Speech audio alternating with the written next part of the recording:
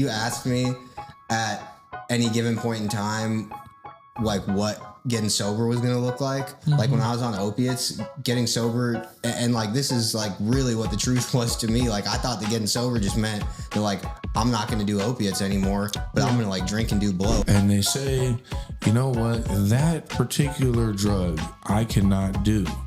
But I can do these other ones because I just don't turn into the Joker. I think somehow my girlfriend doesn't know that like when I take my Cartier glasses and my Montclair jacket around the corner at 9 a.m. and I come back without them in a much better mood, like, yeah, I just sold it to him. 2 and 2. I mean, my wife, she watched me kick dope numerous times without knowing that I was kicking dope. Yeah. And it was one of the worst things that I've ever put my family, my wife in particular, through. And that shit was so fucked up because my story was like, yo, I ate a bad slice of Pagliacci pizza. You couldn't come up with something better than a bad slice of pizza?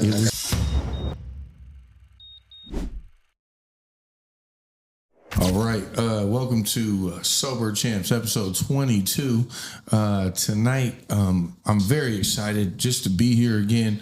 I've become a little bit more comfortable throughout the day and week knowing that we have an episode coming up with a very special guest. I think we're getting into a little bit of a rhythm, Aiden, of like, you know, you and me hosting together. And well, anyway, we're at Color Studios tonight, sponsored by Tahoe Water. We also have a great cologne available for you to buy somewhere. I don't know where you want to buy it. But let's just get right into it, man. We are going to welcome our guest, Cicio, to the podcast, man. Welcome, man. Thank you. Episode 22. We're going to do a little check-in. How's everybody doing? How you doing today, man? What's good, bro. Good. Long day. Busy, but I'm doing good. Okay. Going to California next week, so I'm excited for that. Oh, that's what's up. Yeah. I was in California last week. What part? San Diego. Yeah, San Diego. Oh, yeah, you were telling me about that, I think. Yeah. Yeah, how do you like San Diego? It's a little like NPC. You know what an NPC is? No, go ahead. An NPC is a non-playable character. It's like the video game characters that, you know, like you interact with them and they just have a pre-scripted thing that you're like an RPG game. Yeah. Mm-hmm. So it's like full of these like kind of, I don't know, robot people that they just all look the same. But the weather's really good. It's like a lot of jocks and like the girls jocks like and. Yeah. Did you go to, weren't you just in San Diego? I was in San Diego. Yeah. That's where, man, look, it kind of leads into the stories. So I was down there for a wedding for one of my wife's cousins. And we went down there. I'd never been to that part of California. So we go down there and, you know, I'm the type of guy that, at least for me, when I get out of town, I like to like do different things very uniquely. And I rented this 2025 Dodge Charger. And so it's the Charger version of this car is like, it's not your normal sedan, it's a coupe and it's an EV. So it's like, I think that's what you're whipping around on Instagram. That's the one. And it has coupe, like, and it has like this artificial sound. It's called a sound bar that makes it. Now listen, that's kind of offensive. It's not for everybody, right? What do you drive, Cicio? BMW. Oh, there you go. Yeah. Yeah, we're opposite sides of the spectrum. Yeah, it's okay. Look, I was down there renting one through the Turo app, and so I was down there, but I really enjoy the weather, man. Like really you know, good. as a Seattleite, this weather here is getting to the point where it's gonna start turning on us. Summer's ending. It's already starting to chill. You get chilled. I brought the hoodie in the car. So yeah, you know what I did in San Diego? What'd you do? We went to this nude beach. Okay. And I was trying to even out my tan. tan. You're with your girl? Yeah. It's like a cool beach. You like hike down this canyon, then you're on the beach, and then you get down there and everyone's naked. And I was expecting like baddies, and it's not hot girls. It's a bunch of old dudes that are looking at your dick. Oh man, you still did it though, right? Oh yeah, I was trying to even out my tan. This guy. It would have been harder. It would have been harder to do if I like wasn't there with my girl. If I just like pulled up on myself. Yeah, on myself and just like. Did you talk to any of them, bro? just hang dong. But do you like create conversation with people? No, there's like one dude walking around with just like a weapon, and he's like touching his shit and looking at people. Oh man, this is a great start to this fucking episode. I'll tell you that, Cicio. We've never had anybody like you start off like this. Let me tell you. Hey, you asked about San Diego. So down in San Diego, right? So we have a good experience down there. Sounds like. What were you going down there for like a vacation? My girl. You said for your education? No, man. I said a good vacation. Yeah. My girl's grandparents have a beach house there, so that's what's we were up. just chilling. Okay. How long were you there for? Like a week. My homie from LA came down and stayed with us too, and relaxation. Oh, that's what's up. Well, all right, let's get to it. So, man, what's your sober date? You got a sober date? Yeah, July 6th, 22. Okay, that's what's up, man. Yeah, not the first one. You've had a couple? Yeah. Okay. Yeah, I had one like 2 years before that. Actually, would have been, if I had stayed sober, it would have been 5 years yesterday, I think. Oh, wow. Okay. But I had a little kratom experiment around 2 years. Yeah, I mean, the kratom is something that we can get to because like a lot of people have gone pretty hard with that stuff. That 7-Eleven. Yeah, if you like the opiates, it's like opiate. it. I mean, that was the idea. Is that like I know what happens if I go back out there and start smoking blues, but maybe I can flip the switch a little bit with the kratom. It's kind of stupid though, because there's a fine line between like getting high and throwing up. How was the? Did you throw up off the blues? No. Oh, I already had such a crazy high tolerance from Oxy when I started smoking fentanyl. Did you get super high off kratom? I'm just always been curious. No, that's what I'm saying is it's like a fine line. Like you start to feel it, and then you think you're gonna, like how we do with anything else. You think you're gonna push it a little further, and then you're throwing up green foam. Yep, it's disgusting. Yeah. So here, let's reel it in. Let's go to. So where are you from? Were you from around here? Yeah, I'm from Ballard. Oh, Seattleite. Where were you born? I was born on Swedish on First Hill. Yeah, that's my hospital. That's what's up, man. Or our hospital. Yeah, our hospital. Yeah, our hospital. So what what brings you to Sober Champs as far as like, man, you at some point there was some stuff that was happening. You had a drink, your childhood was funky. Take us through maybe where you identify with being an addict, alcoholic. Where do you find yourself? I mean, my childhood wasn't that funky by how it looked, but I've got that thing that you hear everybody say that I just wasn't comfortable in my skin. Yeah. I think, I can remember like I've had the same friends since I was in like first grade, second grade, third grade, and we were like skater kids, and like we did fine with girls and whatever, but like I just always felt like there was something wrong with me. So I don't know if you're born with this thing or if I picked it up somewhere along the way, but I feel like I probably, if I'd never picked up, I wouldn't have this thing. But I think that if I was going to pick up, I was probably doomed to, Yeah, we talk about the straight edge, right? The straight edge cats that have never done anything. Right. They have never maybe took a sip of alcohol and that was like maybe as far, if not anything. And I truly believe that like, when I took that first drink or like something happened, right? Something released in my body that was like, yeah, buddy. We're gonna go on a journey. Seeking some of this like freedom of that insecurities or the uncomfortability that I had within my soul. I was like, how do I feel better about myself? Because like, like you said, I could fit in social situations, but there was something inside of me that was just it didn't fit. It was like, what do you call this? Square, circle in a square peg or something. Yeah. All right, so take us through like maybe when you first started, kicking it. Because one of the things that I can relate to is when we talked about just earlier, like we're all opiate cats. Yeah.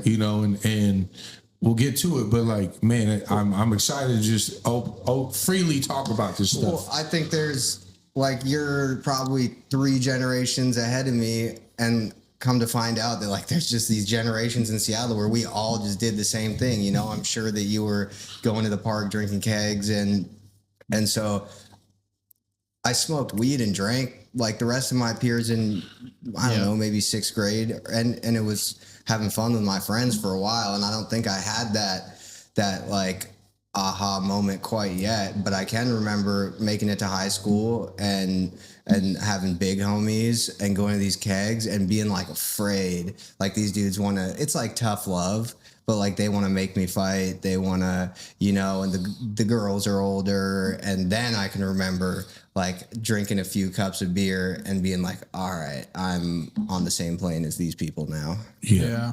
Did you drink cake? Did you have kegs? Yeah, bro. That was like it's kind of cool that like what Cicio just said, just like how it's different generations, but we were all doing the same thing. Cause I was like similar to me, just smoking weed and drinking. And then it just turns into this whole nother thing. You know what I mean? And that aha moment. Cause it's just fun. Yeah. It's just fun and trying to like be a part of almost, And I look at the kids younger than me and they're still like, they dress the same too. Like they're still the little kids wearing like polo and vintage sports gear, and like those are the kids that are probably gonna blow it. And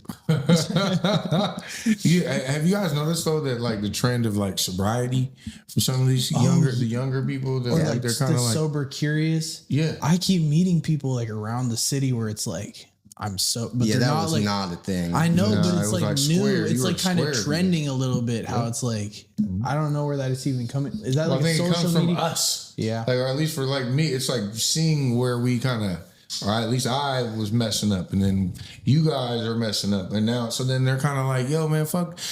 Like my generation is like the parents of some of these kids, right? And so like some of these kids have seen some wild things. Talk about oxy or, fentanyl or crack or cocaine or alcohol. And so it affected them. And I think that some people are just taking their ownership of this and saying, you know what, I'm not going down that path.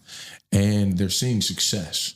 They're seeing success. It's crazy to think about. Yeah, that was not going to happen for me. But back to the like generational thing, like I'm a product of my big homies who are like a product of you, and you're a product of your, like it just trickles down like the loser ladder.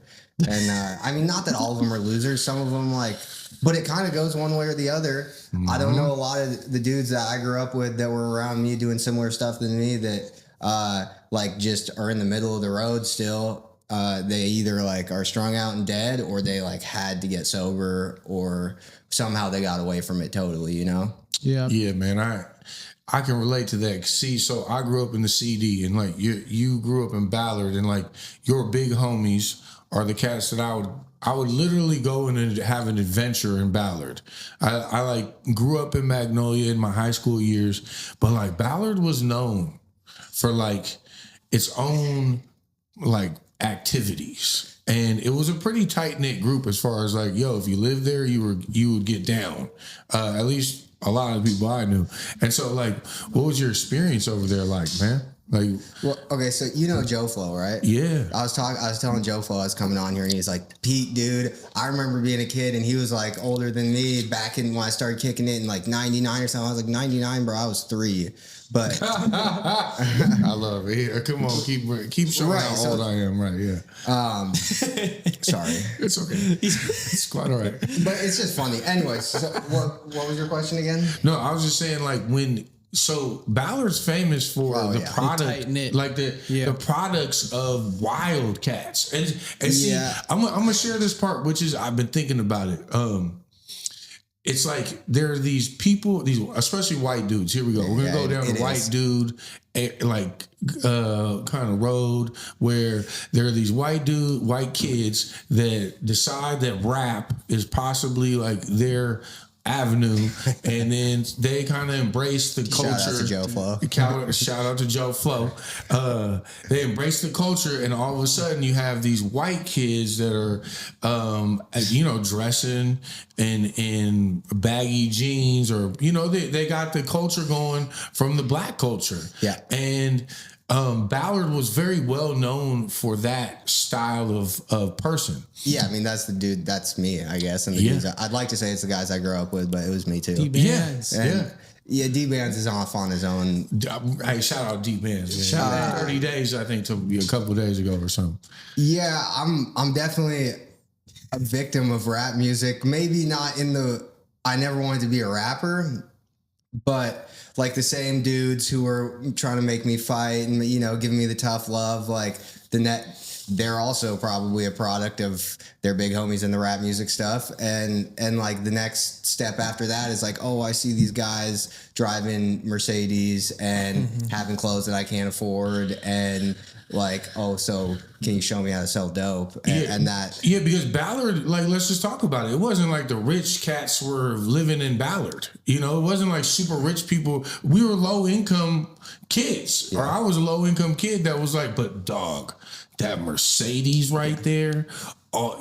Cats were pulling out wads of money, and it was like, so how do we do that in the environment that we're in these areas?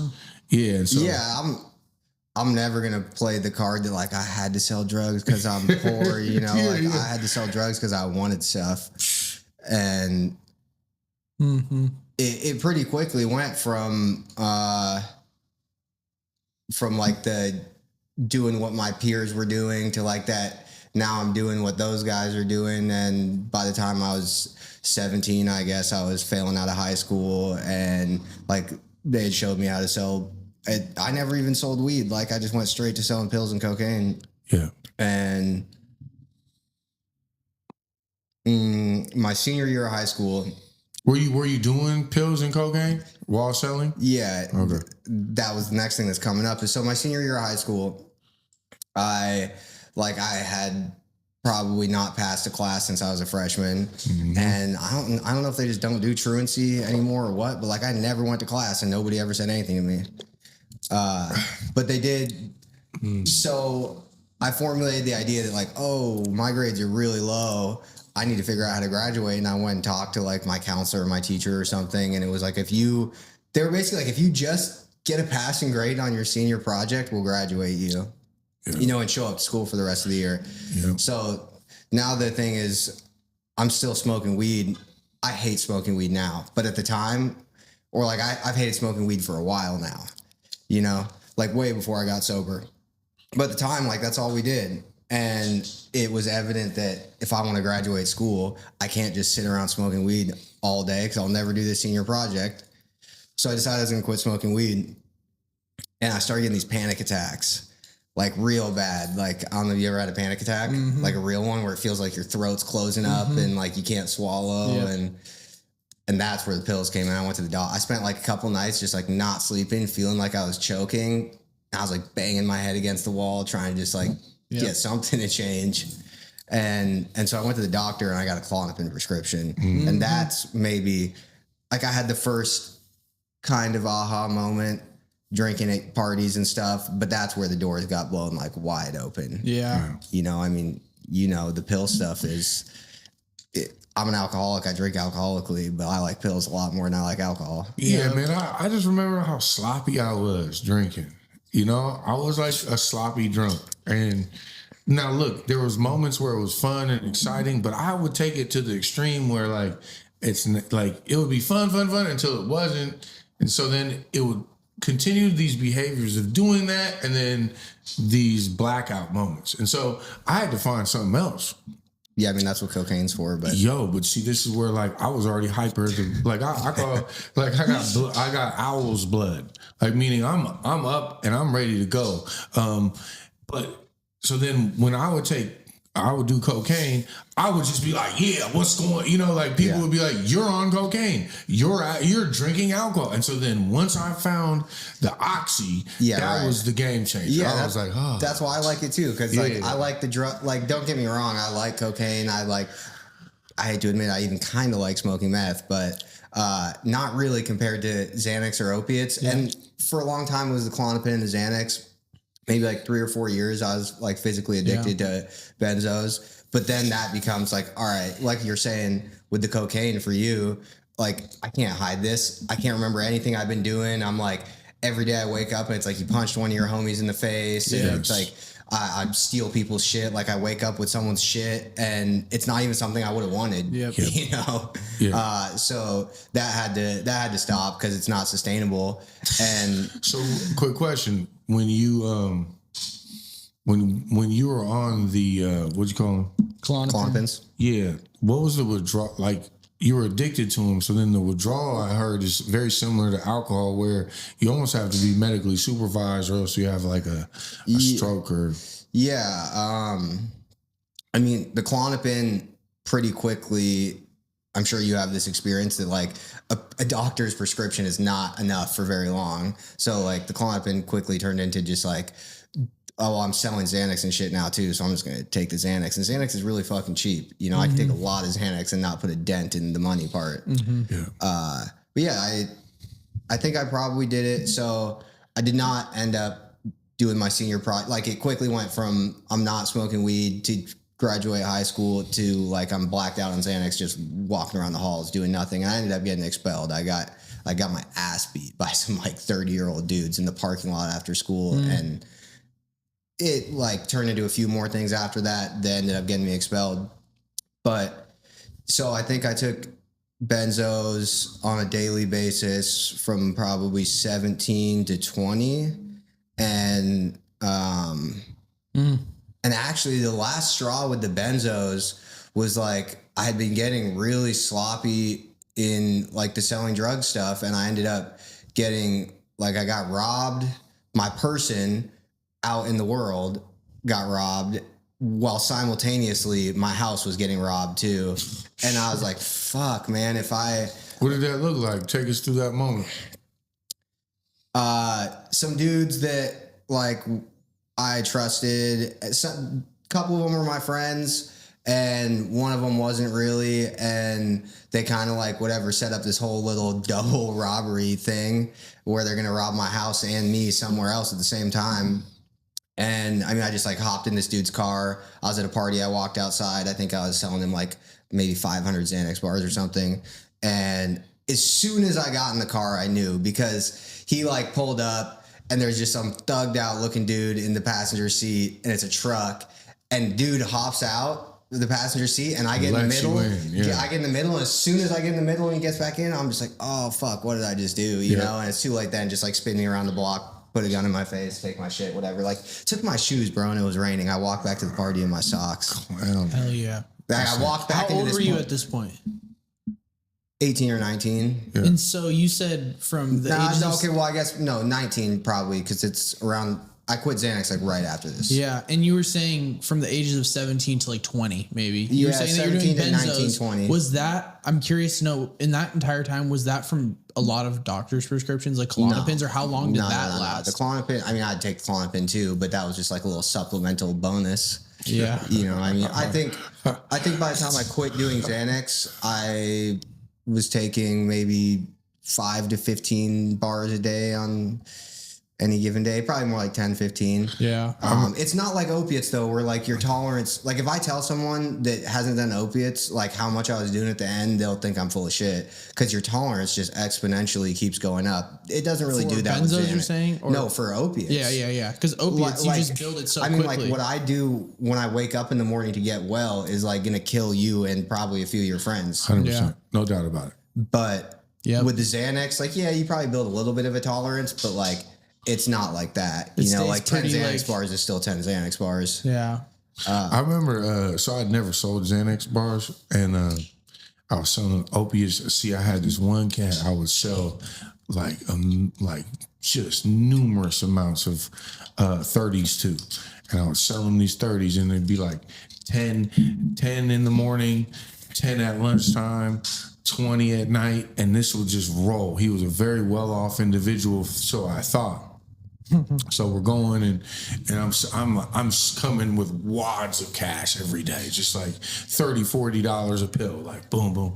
And the next thing you know, like I run out and he's like, yeah, man, you got any Xanax? And I was like, yeah, I can find some. So I go and I buy like, I'd say 20 bars or something. See, I don't know. I was just like, I bought some and I was like, I charged the same amount as the Oxy, like $30 a bar. And like, I pulled up and I was like, yeah, man, $30 a bar. And he was like, what? Yeah, that's crazy. Like, you're crazy, dog. And I was like, well, this is what I got. And so he buys it. And I was like, okay, so I got to go back to the dealer and be like, so how much am I supposed to charge? Because like, I definitely overcharged him and he's probably not coming back for the Xanax bars. Yeah. But it was like this, I was equating Oxy to Xanax and that's just not how the market was at the time. No, Xanax is, it's funny because like enough time's gone by that like I start to forget the prices of stuff. But I mean, buying it in bulk, like if you're buying 1,000 plus of them, it's like anywhere from 75 cents to $1 per bar, brother. I was and then off. You know, like if you're selling them 100 bars is like $2 to $3 to whoever you're selling to. So you know, $200 for a roll, $300 for a roll. Yeah. So let's go back to it. You get robbed. You get robbed. Shit's hitting the fan. It's no good. Yeah, and I just used to.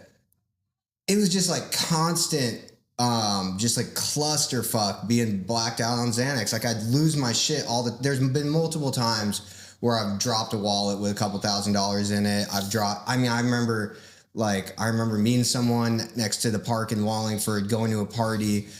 Someone's about to buy some drugs off me. I realized like, oh, I just don't even have the entire side bag that I was carrying an hour ago. And I go back and it's sitting in the middle of fucking Wallingford with all my shit in it, you know, or I actually have a really crazy one where I was going to meet my coke plug and I was at a party at one of my best friend's houses. And I go inside and an hour or two later, he hits me. He's like, I'm outside. And I realized like, I look in my bag and like, I'm missing 35 grand. And I go outside and it's sitting on the sidewalk for like 2 hours, like mostly 20s, you know? And it's just shit like that, like getting robbed, losing all my shit. This doesn't happen to me on I guess if I get really drunk, but like I get angry too. Yeah. You know, it's like, and I'm off the Xanax. Yeah. I've fought like all my friends on Xanax. Yeah. And, yeah, so I got robbed and I can remember, so this is my first experience now going through a physical withdrawal in this apartment that like has nothing left in it now. Like it was a small apartment. I didn't have a bunch of furniture or shit, but everything I did have was gone. They left a shotgun. Like I got home, there was nothing there. My shotgun was sitting on the bed. They had like picked it up from somewhere and left it on my bed for me. And maybe like a couple white t-shirts or something. I had some clothes at the dry cleaner I got to go back and pick up. Yeah. That was exciting. So then I like kicked the Xanax and I've never gone through alcohol withdrawal like you were talking about. So, but yeah, I mean, my girlfriend's a nurse and I know that it's supposed to be similar. They treat the withdrawal for alcohol with Xanax, and you can kind of do it vice versa for Xanax. I mean, I don't know if they're probably not like shooting you up with alcohol at the hospital for Xanax withdrawal, but they're giving you something. Yeah, I can remember. I mean, it's not like kicking dope. Like kicking dope hurts way worse physically, but I can remember just being like, oh fuck, like I have crazy anxiety again. You know, it's like you get the opposite effect of whatever you were taking. And it did last a really long time, though. I mean, I think I didn't leave my house for like 3 weeks. Wow. Ooh. That's intense. Damn. And that was just not even that was from the anxiety piece of it and the mental piece of it more, you're saying? Or yeah, I mean, you don't feel good either, but it's not like, I don't really know how to explain it. It's not as bad physically as kicking dope, but yeah, you feel like really weak and lethargic and, you know, but it's not like the aches and pains of opiates. The grip strength, bro. You can't feel you can lift anything. Yeah. You're just like, I mean, like I had people coming to buy dope off me and be like, the only way I'm selling you anything right now is if you like pick me up a burrito and some Gatorade and walk it to my door. That's the truth. Yeah. All right. So then, are you trying to get sober? No. Yeah. No. Not at all. Yeah.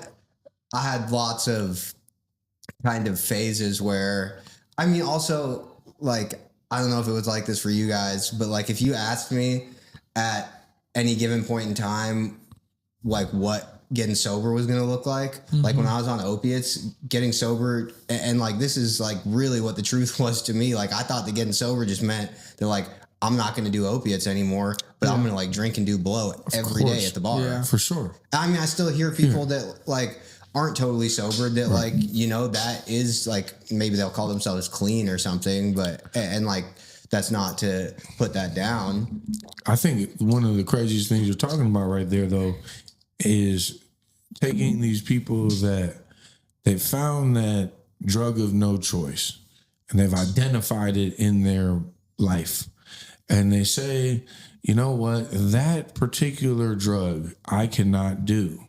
But I can do these other ones because I just don't turn into the Joker with that, like that other stuff. That one drug, though, I just don't do. And I'm sober off of that drug. And like in society, those people that choose not to do that particular drug in their life, they actually become functional members of society. Yeah, I mean, that works if you're not an alcoholic. Exactly. I've seen not people like as time goes on and they're a little older, but I've seen a lot of people like in high school age, like start smoking heroin and get shipped off to rehab a few months later by their parents and like come back and drink like normal people, you know? Yep. Yeah. Because they were like situationally, physically addicted to a drug, but they don't have like the same thinking that I've got. Alcoholism. Yeah. Yeah. So then when you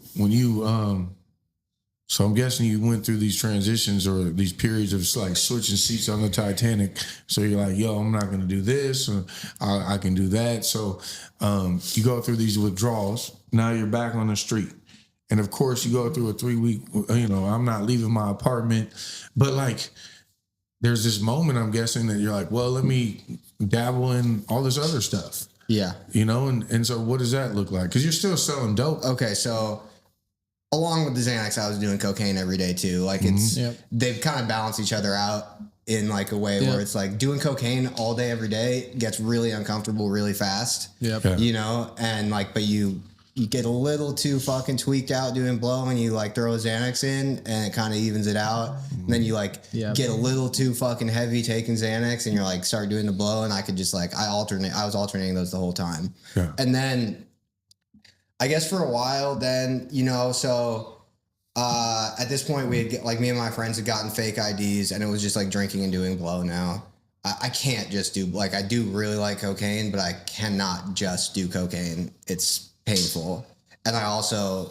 Is it because like you just do so much of it? Yeah, and you just like, okay, at cocaine, even like people that aren't like us, that where it's just like more and more and more, like people that do cocaine, normal people, they're going to do that while they're doing the cocaine, you know? Like I know dudes that are not alcoholics, but like you do blow with them and like they're trying to get another bag at 4 a.m. Just so when much. It's like there's like... Yeah. When the night was young, like we thought we were gonna like go hang out with some girls and it's just like a couple dudes in an apartment like doing blow, sitting there like fucking running our mouths now. Yes. But like the blow ran out. It's 4 a.m. and they're like, we need more blow. Right. And like it gets it. Yeah. So it's.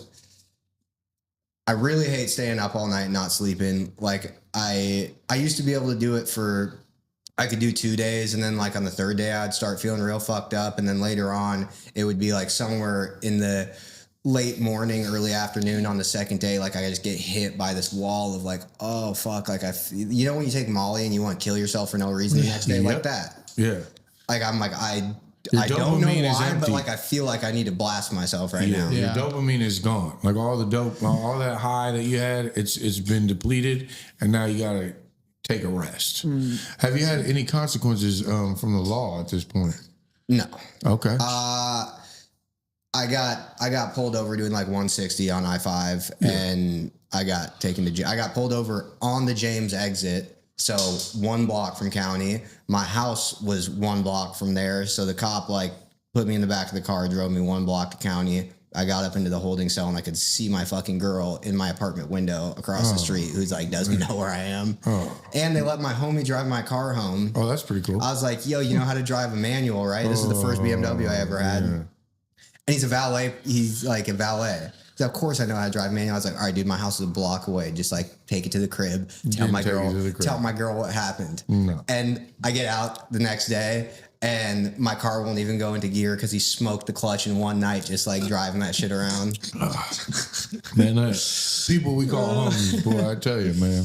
He's still my friend, but of course. But I was gonna tell you, like, but watch this question. You ready? Hey, man, can you drive a manual? No, I mean. No, come on. I talked a lot about cars. I can't. I'm not gonna like drive a manual up a hill like Queen Anne Hill. Fredo, can you drive a manual? Nah, see, cats, look, man. Well, me and him have talked. He knows about cars. Yeah. So why can't you drive a manual, bro? I've never owned a manual. Cars, you know what I mean? Yeah, I've never owned. I've never owned a manual. So it's like, hey, man, I can't shout out to all the people that can drive manuals out there. I can't say that I'm good at it. You know? Have you owned a manual? Oh yeah. You're good at driving. I'm great. I'm a race car driver. He's got to get an EV manual. EV. Okay, now you're on a good one. Everybody his age knows how to drive a manual. EV manual. the Dodge Charger. You can switch it to that mode. But anyway, all right. So going to a situation where you got, you had the law, girlfriend you could see from county, holding cell. Yeah. All right. So now let's move into like a little bit. Let's keep going. Where are we at? We're at 21, maybe. Let's say you get to 21. You get your actual ID that you can go into the bar now. Not even a fake ID. Yeah. Yeah. What's up? What's going on around 21? Me and my homies are just drinking, doing blow, hanging out at the bar at least like a couple weekdays and every Friday and Saturday. And the alcohol and cocaine thing is like, it's not bad if you can like hit the sweet spot where like I don't get like so blacked out that I keep going all night, that like I just get like pretty drunk, do a pretty good amount of cocaine, and like somehow muster up the strength to like just go home when the bar closes. And like I'm gonna be maybe a little hungover. I'm gonna be like kind of uncomfortable, and my sinuses are like fucked trying to go to sleep. But like I'm gonna be like, good. You know, I can exist the next day. Did you guys did you grind your teeth? Like hey dog, my teeth turned into dust when I was on cocaine. For sure. And like, I don't know if you have the experience of being sober, watching some people talk that have been doing cocaine. Oh my God, bro. That's what that looks like. That jaw muscle just waiting for both of them are waiting for their turn, like not listening to each other, just like I'm firing off some brilliant shit right now. Oh my God. You know, that's one of the ideas we've had here is to bring high cats up here and just to be like, what's up? You know, I think that people might think you were doing some exploiting. Yeah, no, it is. That's why we haven't done it. Like soft weight underbelly. You guys seen that? Oh, yeah, for sure. that shit's pretty good though. It is. Like, but do you not think that that's exploitation though? He pays them. He helps them. Yeah, he's giving them money for drugs. Well, I mean, okay, we could go. Well, hold on, let's talk about it. I don't That's know what one of the reasons why this podcast. I got inspired by that podcast and was like, you know, this is kind of fucked up. Yeah, you know, Mark. I think his name's Mark. Mark's a dude. Calling you out, Mark. He's a normie though. So his questions and his interactions are coming from a person that's like, why can't you just stop? Yeah. What's the reason behind that? Well, I mean, I think he's probably done enough interviews to know that now. Yeah, well, now he does. Right. Yeah. But like I watch it, and sometimes it seems like the way I would talk to an alcoholic versus how he talks to alcoholics. I'm like, damn, bro, like, you're kind of like, you don't know what you're saying. I know. Bro. Well, that's why we're here, man. That's why we're here today. Have you seen Soft White Underbelly? Yeah. And what do you think about it? I like it. Well, what do you mean have I seen it? We're just talking about it. Oh, yeah. Okay, yeah, moving on here. We got Aiden here. We got brilliant shit to say. So 21, 22, you're doing blow. You're finding that sweet spot, maybe, hopefully, crossing fingers. Are you working at this time? Yeah. Are you employable? Yeah. And I started doing carpentry when I was 19, and my first job was with my homie and his dad. And like, we were talking about before the podcast started, it was probably the only like good move I made. Like at the time I thought the other shit I was doing that was making me money was like a good move. And I don't even know why I was doing carpentry. Cause like I did not need the paycheck, you know? Yeah. I think if I sit like your friends all get jobs, your girlfriend has a job and you sit around all day, every day, like it sounds sick. And after like 3 weeks, you're like, whoa, what the fuck am I supposed to do with myself? Yeah. So you were doing that every day, like working? Yeah. And and I never stopped. There was a period of time for like the last year before I got sober where I was like not employable. Yeah. And then I started back up right after I got that first sober date 5 years ago. But so after I stopped doing the Xanax, like all the extracurricular business stuff, like I really did tighten up. Turns out that like not being blacked out on Xanax, you can like get that shit done a little better. 100%. So I think up into that like 19, 20 range, it was like relatively small money and, like it wasn't changing much about my life. Yeah. But it ramped up a lot after around like 2021. Like it turned into like not selling usable amounts of drugs anymore. Like I'm just a middleman. And I started making enough money that like now I can buy cars and basically just like kind of do whatever I want. Buy cars, buy watches, buy jewelry, buy my girlfriend shit, pay my rent, eat out every single day. Like I know what eating out every single day actually adds up to. Yeah. What were you selling at this point? Coke and pills? Yeah, I mean, I sold. Actually, I was wrong when I told you earlier. Blows. The first thing I ever sold was Molly. Oh. But yeah, for a long time, like my bread and butter was just like middleman and coke, and like grab a brick and break it down into ounces and like large quantities of pills. Not opiates yet. Xanax, Molly, coke. When did opiates come into your story? Right about where we're at. Yeah. So. Had you been dabbling with them or like here and there? No, I got when I was 18. So my mom had kicked me out of my house. We're jumping all over the place, but my mom kicked me out of the house kind of in that period of time where like I got jumped at school and got kicked out. And she was like, if you're not going back to school and she knew I was selling drugs, then like you go do what you want to do, just not here. Right. So I got this girlfriend, this girl I kind of knew from just like growing up in Seattle hit me up for a bag one night. I went over there to sell it to her. And then like I lived there like a couple days later.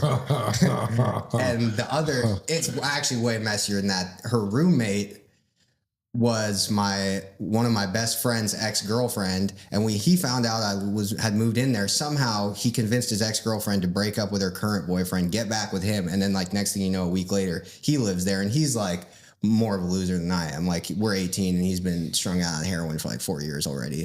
We're about to be 30 and he still hasn't had a job, I don't think. Yep. And then, so back to the present of where we were at, the girl that was the roommate that was dating my friend. So I moved into an apartment up where the Leilani Lanes bowling alley used to be on Greenwood. Come to find out, I hadn't talked to that girl, the roommate, because I ended up hating her. And my homie was all fucked off. I'd see him once in a while, but I didn't even really know where he was at. Turns out they live in the same apartment building that I just moved into. And then when they broke up, somehow like 2 weeks later, I was living in her apartment now. And that ended up being a girl, like my first girlfriend. Yeah. But yeah, so that's like 21-ish. And this is where opiates come in. So when my mom had kicked me out, I had a surgery. I had my tonsils taken out and they fucked it up really bad. I ended up having a second emergency surgery because I was like in my house a week later after the first one, like drowning on my own blood.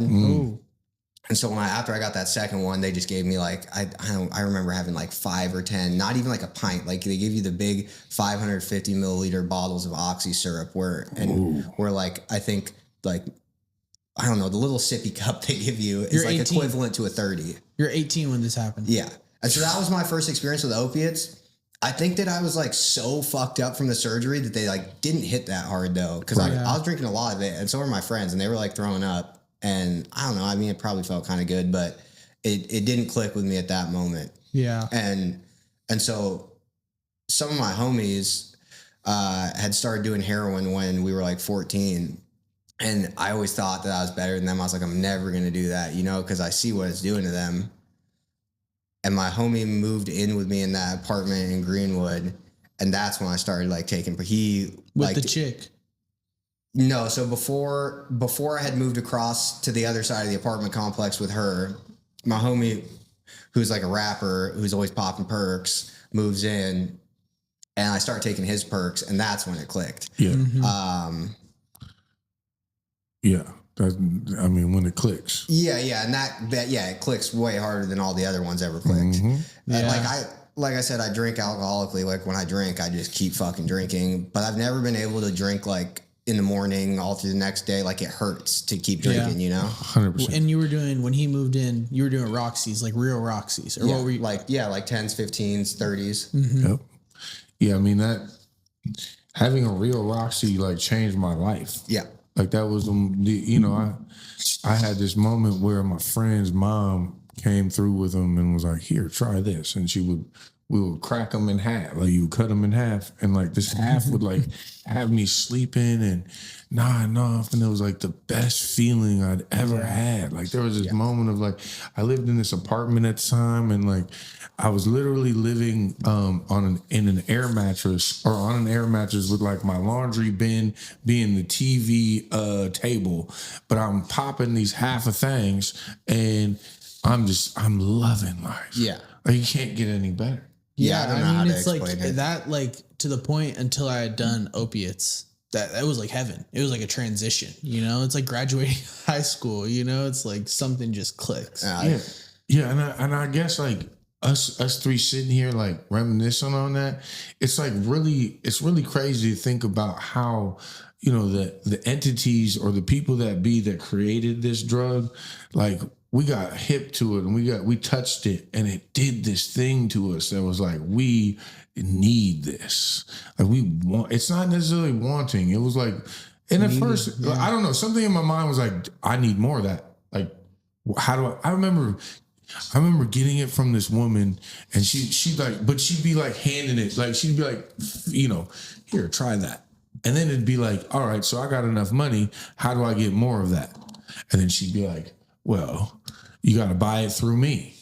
And then it was like, well, I don't want to buy it through you anymore. Yeah. So then it was circumventing her to jump around to get to the drug dealer to then all of a sudden now I got the straight shot to the drug dealer. Yeah. And now we're in the game. Yeah, people don't like it when you do that. No, it's one of the, it's one. So it's so you have this, you know, you have a taste. You finally have a taste. Have you smoked them yet, or was that how you took them? No, I popped them for a while, probably before I even snorted them. But yeah, I don't even know how to describe that feeling to like someone who, like, I've just always basically been in like an existential crisis of like, something's not right here, you know? Yeah. And like if alcohol takes me 50% out of that and maybe Xanax takes me 75% out of that, like when the opiates took me 100% out of that, I was like, how do you explain to someone like how it feels to be 21 years old and be like, whoa, I feel like okay for the first time in my life. Like totally okay. It's like 200% out of it. Yeah. Better than okay. Yeah.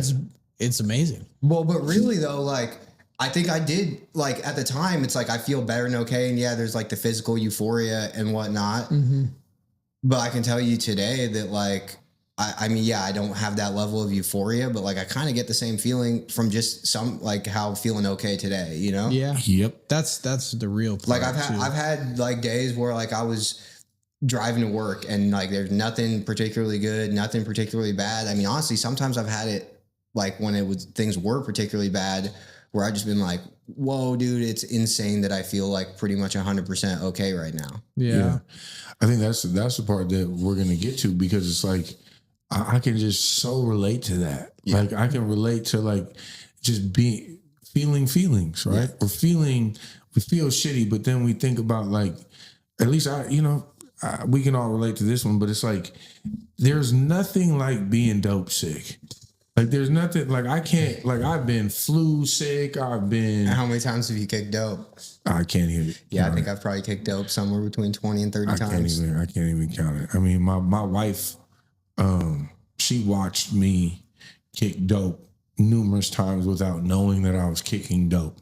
Yeah, and it was one of the worst things that I've ever put my family, my wife in particular, through. And that shit was so fucked up because my story was like, yo, I ate a bad slice of Pagliacci pizza. You couldn't come up with something better than a bad slice of pizza? It like was a bad fish taco or something? It was the constant go. Bad fish. It was like, shout out to Have you Pagliacci. ever heard of somebody getting sick from a bad piece of Man, pizza? That's what I'm trying to tell you.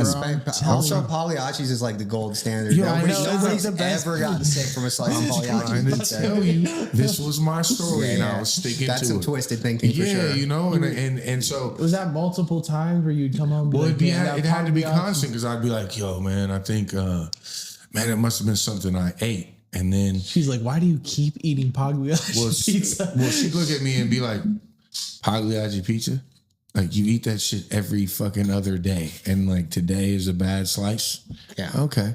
Yeah, like, and they're pumping out like 100,000 pizzas a month, and they're all fine. And I'm the only one going to the ER trying to get a fucking IV because I can't stand up. And I'm like, I think I have food poisoning. I need to go to the hospital. Yeah, I used to do that too. Yo, I mean, that would be my only out. I used to, like, it's not that it wasn't like I couldn't get anything else, but I can remember, like, specifically, I remember smashing my finger really hard with a hammer one time. I don't know if you ever had to go to the hospital and have them pop a hole in your nail. And actually, I got one of them right now. But pop a hole in your nail to drain the pressure. Yeah. And I can remember going there and they did that. And I'm like, you guys don't understand how bad my fucking hand hurts right now. Like, I just crushed my shit. And they come out with like the little cup with 1 5 milligram Norco in it. And I want to be like, do you guys understand that that's not like touching me? You know? Yeah. Like, I need like 50 of those. Yep. I mean, we used to, okay, so this is just going to turn into a whole opiate podcast. It's okay. I think our city needs this right now. I don't, at this point in time, I mean, ultimately, like, when you get to fentanyl, why would I do anything else? But before that, like, I kind of skipped right over heroin. I've done heroin, but like, I didn't want to do heroin. And, but like, when it was the oxys, like, I would also like take a massive amount of 5 milligram Norcos with acetaminophen in it and crush them all up, put them in a cup of water, put it in the freezer, pour it through a coffee strainer so that I don't like fry my fucking kidneys trying to take 100 of these at once. Yep. You know, we're like, I remember when they got to the point where the oxys were like covered in the time release. And I remember being sold some and they were like, yeah, so there's no way to get the time release like off. And they were like, you can't cut them in half. They've been built to not, you can't do that. And I said, I'll take those. I remember going home.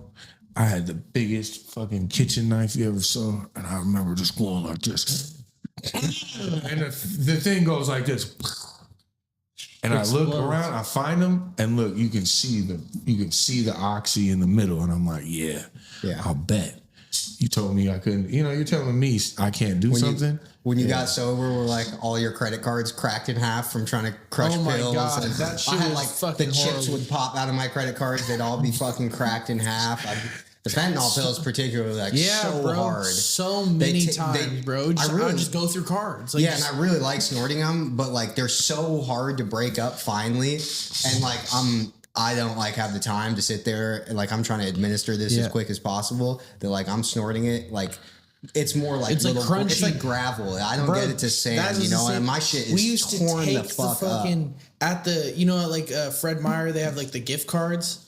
And you got like prepaid ones. You have to like go put money on. We used to just take the gift. We just steal a bunch of the cards. So because it would just go through so many cards. And I can relate to the crunchy lines, the fucking gravel lines. That shit was terrible. So when it was oxy and you were doing things like that, there was a moment I'm guessing that it switched from oxy to fentanyl. Yeah. So a few things happened before it switched to that. Yeah. So with that first girlfriend, I made the mistake. Like she knew that like I had like blown it off the Xans and like been a loser. And when we got together, there was it kind of perfectly coincided with like when we got together, I had just like started, you know, like I was still getting like pretty fucking high off of 10 milligram oxy, but like we were kind of together under this understanding that I had tightened it up, and pretty quickly it started to show that like, well, my ex-boyfriend that I just kicked out of my house because he couldn't stop lying to me about doing heroin, you're like kind of headed down the same path.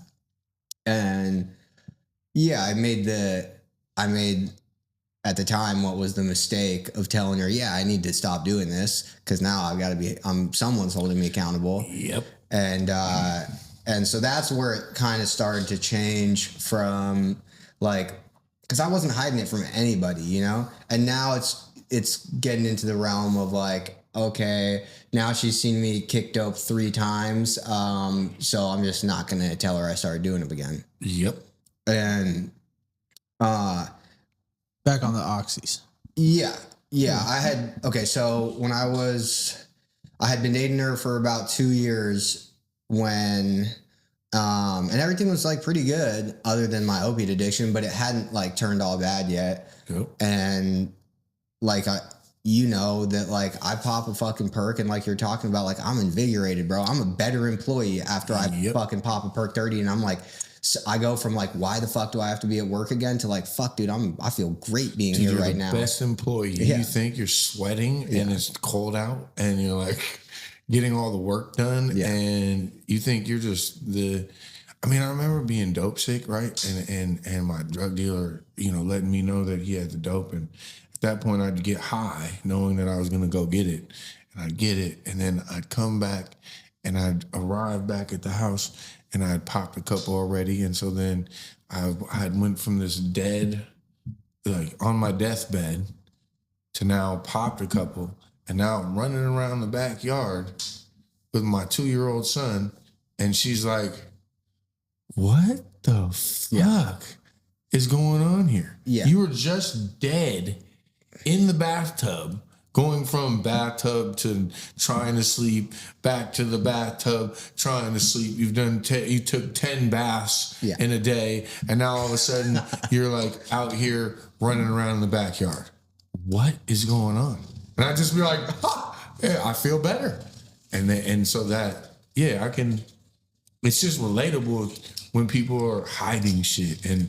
And especially the oxy, it's like, if you don't know what to look for, people are kind of like, okay, like you must be feeling pretty good today, I guess. Right. But then, so like you're saying, like it's not like an overnight switch. It's like, this isn't working anymore, but like my tolerance is going up. I'm taking more. My eyes are kind of sunken into my head now. Like I get dope sick faster, so I have to keep taking more. Yeah. And so we'll get to the demise of my opiate addiction, but so I got the idea that the selling drugs thing had gotten like to a pretty large scale, and like I'm not a dude that's going to do well in prison, and so I am like, oh man, I should probably like call it good somewhere and like get out of here before, like, you know. And so I was like, we're going to move to New York, and I like talked my girlfriend into moving to New York.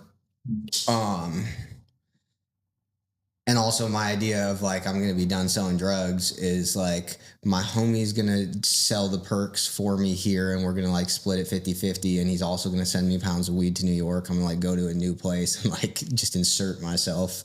Good luck. Yeah. And genius. So you go. Yeah. And so my girlfriend goes, I think a month before me, and I spend a month in Seattle, and I'm supposed to be like wrapping up loose ends and like probably doing some shit for her. Yeah, I'm supposed to sell her car. Instead, my homie totals it. I tell her that it got stolen. I end up paying her for it out of my pocket. I just spent like the whole month like just fucking off. And my plan, I think part of the reason I had like told her I needed another month was like, I'm going to taper off opiates. Like we all have this idea that like I've got the power to taper off opiates. That's never fucking happened. It doesn't work. And so like, you know, 1 week in, okay, I'm going to taper next week. 2 weeks in, I'm going to taper next week. 3 weeks in, I'm just going to kick dope on the plane and thug it out when I get there. Yep. And that's what I did. I got on the plane. I used to be like, all my friends know that like I'm a fucking menace at like airports and on airplanes. I've been like taken off of flights. I've been not let on flights. I've had like the air marshals come talk to me on flights. I've nodded out in the fucking bathroom. At the end of like flying to rehab, I was like sitting in my seat with my iPad out, crushing up a perk and snorting it in the airplane seat. Because it's like, what are you going to do to me? Yeah. You know? Right. I'm going. Yeah. And so I go to New York and like you're talking about, like I have vivid memories of like trying to hide kicking dope from my girlfriend, walking around New York, like buying stuff for the house. And we're going into a store. I'm like, yeah, I just got to call someone really quick. And I like throw up in the fucking bushes and I'm sweating bullets. And like, it's just like being dope sick and just like, we don't have a car in New York. Like I got to walk to the subway, sit on the subway, walk to a store and like somehow like exist outside walking around for the whole day is like really painful. Yeah. And this was like the last time that this is the last time that I was able to stop. Because there was lots of times where I could stop for a week, a month. This time I think I stopped, and this is what I was telling you, that my idea of stopping and getting sober is like, I stopped doing opiates for 6 months. I haven't done Xanax in years now, mind you. I resumed taking Xanax, and it's like hitting me way harder than it ever did before. Like I'm losing fucking days. Like going to watch a movie with my girlfriend at the movie theater, and I forgot that we go to watch it, and I'm like, hey, so when are we going to go see that movie? But I had got a job doing set building out there, and like everything was going relatively okay. And then I just like decided like, I just don't like taking Xanax. Where does my opiate addiction fit into this puzzle here? So I don't know where to get perks in New York. So I have my homies that are selling them in Seattle. My homies are selling the fentanyl perks for me at this point. I haven't done any of them yet, but I start having them mail me out like Roxy's. And so I'm leaving work because I don't want to like have to get them at the post office like next to my house. And I tell my girlfriend, well, I'm going to the post office all the time. So I'm shipping them to the post office next to my work and like just checking the fucking tracking. Like, and now like I'm not selling them out here. So this is my first experience where like I'm trying to manage how much I have to not get dope sick. And like same thing as tapering. Like I can't do that. Yes. Like I get 100 perks in the mail and I think it's going to last me a month and it lasts me 15 days. Yep. So it's really terrible. It's one of the worst. And you said that these are the real Roxys. Yeah. And so I'm like fucking dope sick at work, and then like I'm just fucking checking the tracking. Where do you hide it? Like when you're at home. When you're at home, no, dude, I just like put it in my jacket pockets Would you ever forget where it was and then have a heart attack? Yeah, I don't know that I was losing them so much as like when I was doing Xanax, but I definitely would misplace them. And one time I got the package in the mail and I popped one out of the package, and then I went into the bodega. I go home and I realized I don't have them anymore. And I think I dropped like fucking 50 perks on the ground in the bodega. And once again, this is all I have now. So now I'm like, fuck, I was just dope sick. I popped one perk and I'm about to be dope sick again. I'm like back in the bodega, like trying to fucking look around. And that part, when you're back in a place where you dropped your dope. Yeah. Oh man, there is nothing. I mean, I used these heart attacks. I would be dope sick knowing that I lost it. And I'd be like, oh my God, you know, you're looking up there, you're looking under, and then people are kind of like, they're taking a look at you like, what's going on here, brother? And like, why are you looking on the ground? And you're like, oh, nothing. Trying to find the dope. Yeah, that's like the precursor to like smoking parts of your carpet. But I do. Oh, I just lost my thought. No, you were saying bodega. You losing it. Yeah, there we go. But eventually I find out that like the building that I live in has like a little thrift shop in it, and it's run by this dude that I'm still friends with, like a cool ass dude from Harlem. And turns out he sells perks and he likes designer clothes, and I have designer clothes. And so like, I think somehow my girlfriend doesn't know that like when I take my Cartier glasses and my Montclair jacket around the corner at 9 a.m. and I come back without them in a much better mood, like, yeah, I just sold it to him. 2 and 2. Yeah. She ended up putting them together. Yeah. And anyways, so this is where like it all falls apart. I get dumped, and within 24 hours, I'm on a plane back to Seattle. I've left I've got all my clothes and shit, but I've left like a lot of money invested in like this life that I've been living with this girl for 3 years. She's got all my shit. I spent a lot of money moving to New York and living there for a year. And like somehow with a full-time job, I went there with more than 6 figures, a full-time job, and I was sending weed out there the whole time. But like my tolerance is so high. Like when I left, I sold a Rolex watch I had, and I think I got 20 grand for it.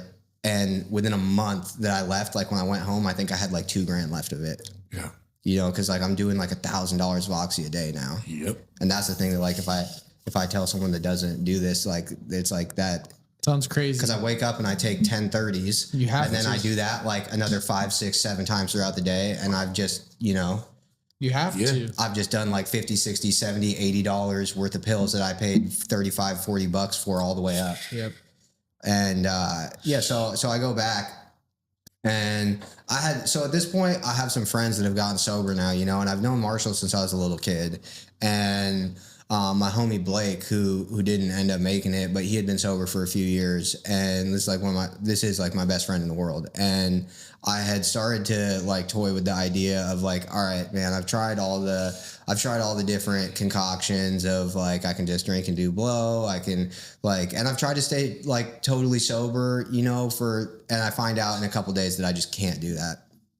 So I had started saying stuff like I should go to outpatient, you know, because I'm not willing to go to inpatient yet. That changed pretty quickly, but like a week before I left New York, I got a tattoo. I mean, it's valid because like I really like Chief Keef, but I got a tattoo that says I hate being sober, and I'm in rehab like a couple months later. Great song, by the way. Yeah, exactly. It's still a valid tattoo, and it's ironic now, but yeah. It's funny because like it's right on my leg, and I don't think anybody in AA ever said anything to me about it.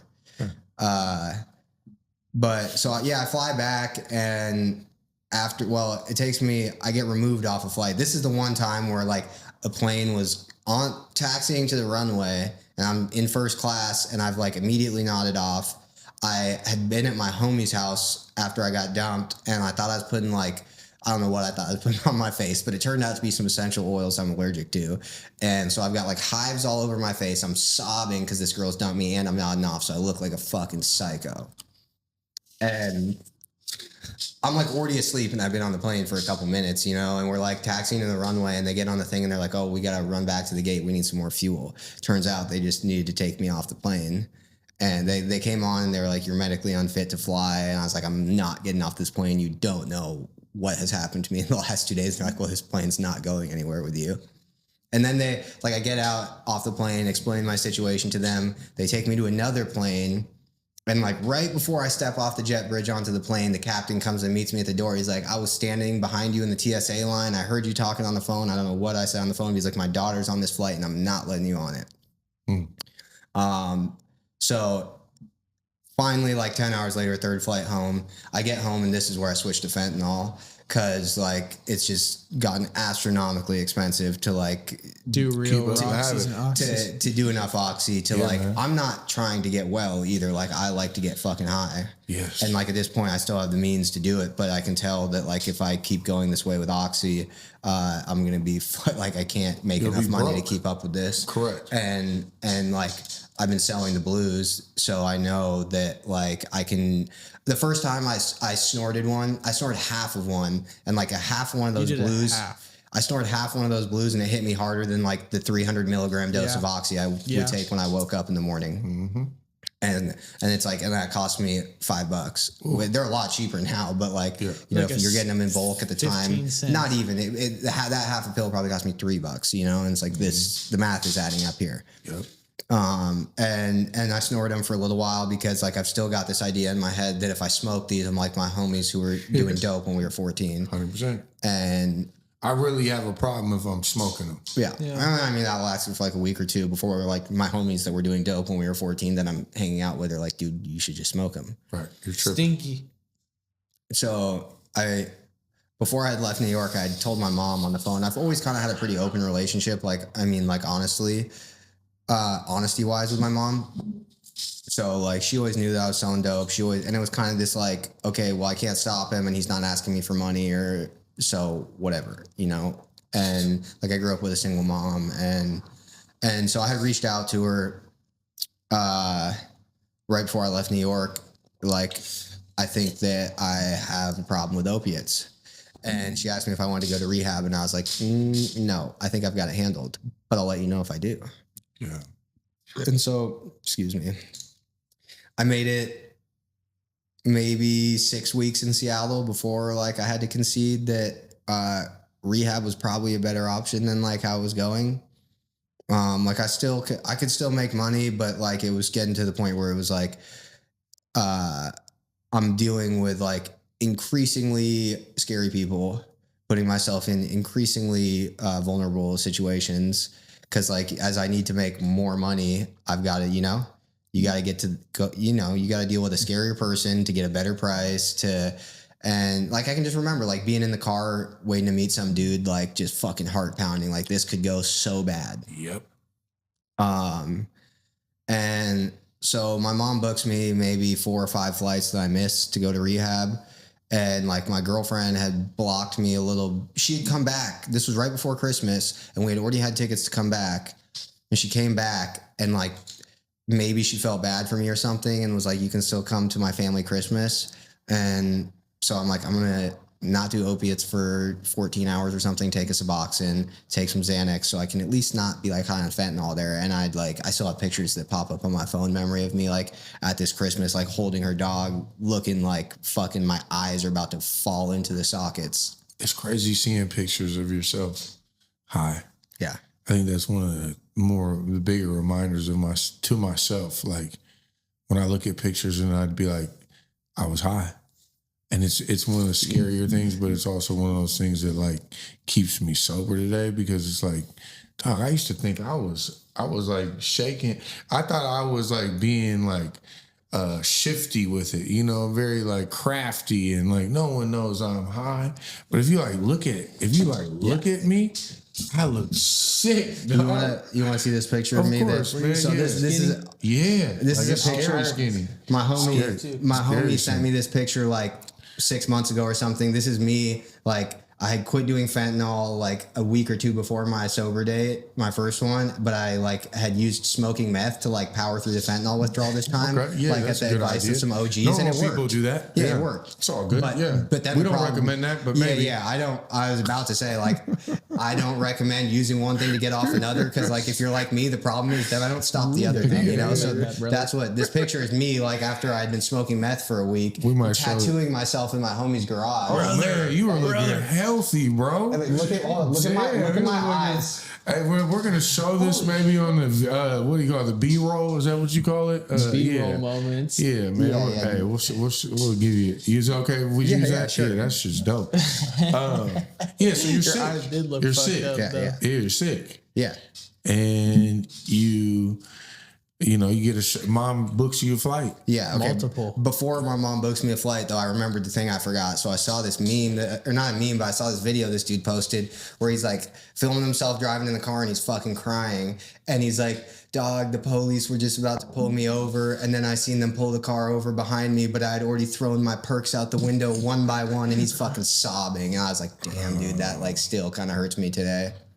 Yeah, that I mean tough. that hurt. That hurts, bro. When you're thinking that, he's fucking like sobbing. Yeah, I mean losing your purse was really hard on me. Yeah. It was a really tough day. Really hard. It was a tough day. Yeah. That's like a real deep feeling of like the world has just done me so fucking wrong. Yeah. All right, so you get on the plane. Let's go. Come on, man. Let's flight go. number 4 or 5. Where are you going? California.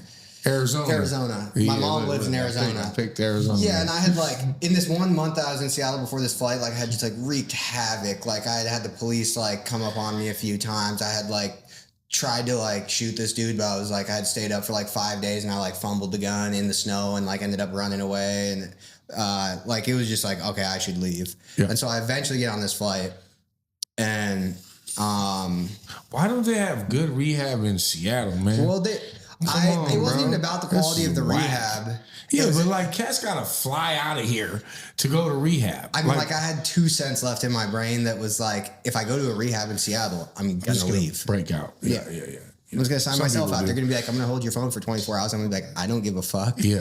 Okay, you're on to something. What place did you go to in Arizona? Yeah, where?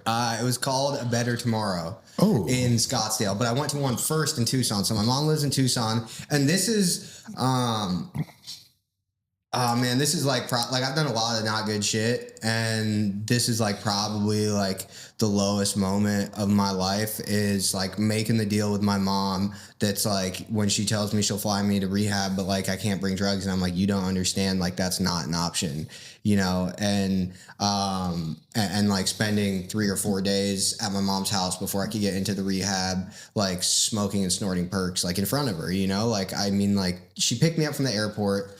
I had like done my perks on the plane, obviously. And I'd also like, I get flying anxiety. So I'd blacked myself out on Xanax. She like picked me up. I'm smoking a cigarette in baggage claim. I'm like, Mom, I met this girl on the plane and I'm going to Humboldt with her. And cause she had like convinced me I was going to make some bread or something. And like, I got dragged out of there and like passed out in the backseat of the car. And I don't even really remember those days, but I do remember like going to dinner with my mom. I don't know why anybody thought this was a good idea. Going to dinner with my mom and my grandparents and my mom's husband, like the night that I'm getting checked into rehab. And on the way out the door, before I had left Seattle, these dudes had followed me around. And everyone thought I was crazy. I kept seeing this black Escalade though. And I was just like, nah, bro, I've seen this car in way too many parts of town. And they ended up like, they were the dudes that like pulled up on me in the snow and shit. But before they did that, and I knew they were following me around, I had a therapy appointment because I thought that was going to do something. And shout out to therapy. Yeah, but I had 10 pounds of weed in a suitcase in my car. And I was like, well, if these dudes follow me and I walk into therapy, because I was pretty sure it was these dudes that had sold me weed just trying to double back and rob me. So I call my homie and I'm like, yo, can I just leave this at your crib for like an hour? I'll be right back. I come back and he's like, bro, do you know how worried everybody is about you? Like your ex-girlfriend's calling me, your friends are calling me. Like I'm not giving this weed back until you get off opiates. So I spent 8 days kicking dope in a room with no windows at his house. I did like the precipitated withdrawal thing where like I fell asleep for an hour, woke up, thought it had been like 12, took a Suboxone and threw myself into like the irreversible withdrawal. You know how slow it is to get off dope? You think it's been we know, brother. You know what I'm saying? Like you think it's been like a day. Yeah. And you look up and it's been fucking 5 minutes. I looked at the clock and thought it was 5 minutes. I looked at the clock, thought it was noon. It was dark outside. Not sure how I thought it was noon, but it was just midnight and I had fallen asleep at like 11 p.m. Yep. But anyways, I kicked dope, like fully through withdrawals. So wait, you're not at a treatment center. I backed up. Okay, yeah, we're trying to keep you on track here, man. Okay. Anyways, let's go. So yeah, I get to the treatment center and I think that like I need to be sober, but this thing that all you guys are telling me to do is not for me.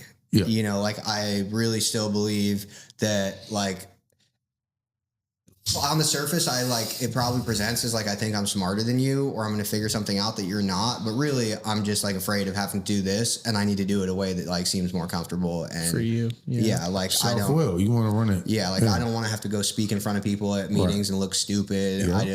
I want to, like I told them, they're like, oh, so what's your plan when you get out of here? And like I really want to be sober at this point. Like I believe I'm going to stay sober, and like.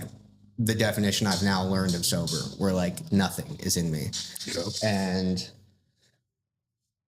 so they're asking me like, are you going to go to meetings? Are you going to get a sponsor? And I'm like, I'm going to ride my bike, go to the gym. My bro, Marshall, who's in AA, I've seen him meal prepping and I'm going to get on that. I'm going to be like eating these fucking chicken quinoa bowls he's been making and drinking smoothies and shit. And like, I'm just going to be healthy.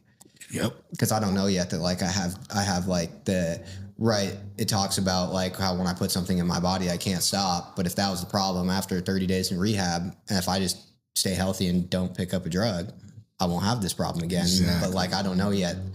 Somehow I haven't put 2 and 2 together yet that like I have a brain that's not gonna let me stay sober. Yep. So I got out of treatment and like I spent a week at my mom's house in Arizona, but my plan was like to go home and be sober. And that like obsession that won't let me stay sober presents itself as I get off the plane, I kick it with my homie, we're playing video games, and like he's got some whiskey sitting there, and now suddenly like that I need to be totally sober thing has gone to like, well, it wasn't really alcohol, you know? And I take a drink and like I can't drink without doing cocaine. Like I just can't. And then he's telling me like he sells blow, and he's telling me like, dude, I don't think I should give you cocaine. You just got out of rehab. And I'm like threatening him, you know, and I'm doing cocaine. And then like I went into a blackout for a few days, and I woke up at Riley's house, at his parents' house, like on the floor with like tinfoil around me. And, you know, I had like the night before, I guess I only know this because he told me I had like dropped my foil with a half burnt perk on it. And he'd be like, dude, you're already doing that again. And I'm like, no, I'm not, you know? And this sent me like on like my last run. My COVID hit like right when I got out of treatment was like March. I got out March 2020. So like, I was like, it was like just hitting, and the plane was like empty when I flew home. And I'm still kind of unemployable. Well, now I'm totally unemployable again because I've relapsed. And I like haven't told anyone I've relapsed though. And my mom's like, you could probably go live with my ex-boyfriend who's like a good dude. And so it was like, yeah, if you stay sober, you can live here. And like I've already relapsed, you know, and this is like high on that list of like things that like I have the most shame about. Like I did not want to make an amends to this guy, you know, and maybe that contributed to like me getting a second sobriety date. But I spent the next like 6-8 months at his house, just like on an absolute sick one. And like the selling drugs like keeps going to a higher level. And like now I'm like running to different states and and like I got pulled over running from the cops in a stolen car with a suspended license with like a load of dope like in the car next to me and running from them. And like I weaseled my way out of all of it basically. And that like wasn't a wake up call. Like they didn't find the drugs because they didn't search me because they weren't taking people to jail for nonviolent offenses. The stolen car thing, like it hadn't been reported stolen yet. I was like, it's my friend's car. I got charged with driving on a suspended license and another reckless driving, and I ended up getting diversion for him. Yep. Nice. But this is somewhere along these lines. Like it's like I'm got to go to a hotel, and I'm like living in hotel rooms, and I've started smoking meth, even though like it's really not something I like that much. But like at this point, like I'm just trying to the opiates don't work at all anymore. Yeah. Keeping it going. Yeah. And like, I'm just trying to like get out of, you know, I mean, I'm waking up in hotel rooms and like I'm looking in the mirror and fucking crying, you know, and I'm like putting a perk on some foil, fucking crying. And it's like something happens when you like start smoking meth where you just like end up with other people that smoke meth, and it gets really fucking dark. Yeah. And I don't even really have like a good recollection of like, I mean, I could run up all our time talking about like crazy shit that happened in this period of time. But I reach out to Joe, Flo, or Marshall probably, and they had like left me alone and like let me run it into the ground. Which is like a fine line. I mean, you know, like, cause you deal with these kids, like it's a fine line to tell someone to go do some more research these days when like that research looks like smoking blues, you know? Yep. It's not like going to the bar and embarrassing yourself at the bar and sleeping on the fucking couch, you know? Yep. I mean, I would say that like if you're smoking blues and you can't stop, like you don't have any more research left to do. Yeah. Yeah.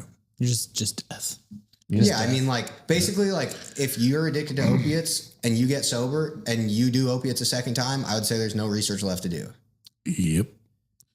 Yeah, I think that, it's people that, it's that fine line of, like, going out and doing more research that, like, I've had to accept is, like, I can't control the research. And so, like, as much as it breaks my heart that people go and try it again or die, it's really part of this process. And, like, I've had to, like, we've all had to have those feelings of people that have passed on because of this particular issue, and how it feels inside of, like, last week I was dealing with, like, why are we here? Why are you here? Why are you here? Why are we here? And other cats aren't. Why? What is this? What's this all about? And I've come to believe that, like, it's carrying the message. It's like we can be free of this devilish drug, this killer. But it's not just like snapping the fingers and then all of a sudden I'm cured. It's like it requires us to participate. Mm-hmm. We have to work and we have to help others, and we get to if we choose to. That's what our journey has been. And so you get in contact with one of these two or both of them, and they've let you off the leash, and you've been doing your thing. Yeah. I mean, yeah, so I've reached, like, a level of hopelessness that, I mean, like, you guys know what it feels like, but I can't imagine that, like, a lot of people really know what that feels like. I would imagine it's something like getting diagnosed with terminal cancer or something, except you're fucking giving yourself terminal cancer. Like, because I really know I've tried everything that I know how to do, and I'm pretty sure that I'm not going to last long now. And, like, I don't want to die. Like, I don't want to keep living like this, and I don't really see, I'm at that, I can't picture life with it or without it jumping off point.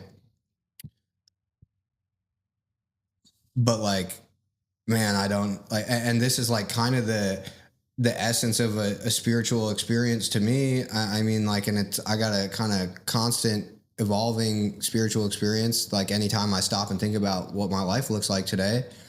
But, like, the first time that it dawned on me that, like, to go from like that, like, lowest level of hopelessness, being sure that there's no way out of this, there's, like, no light at the end of the tunnel, to, like, everybody who, like, has this experience, somewhere along the lines you realize that, like, I don't think about getting loaded anymore, and, like, all I know is thinking about getting loaded, and I tried everything that I know is possible to stop thinking about getting loaded.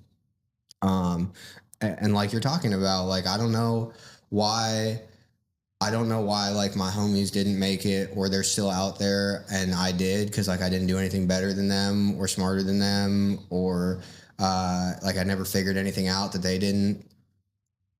Maybe, like, I just got lucky. Maybe it's, like, I mean, to your point of, like, carrying the message, why is it me that's carrying the message, though? Yep. But yeah, so I reach out to those guys, and, like, I'm just fucking broken. And they send the dude to pick me up to go to an AA meeting, like it was just the get in the car thing. And I went to my first meeting at Denny Park, and I nodded out, and then they called on me for some reason because it was COVID. So the only meetings, this outside Denny Park meeting.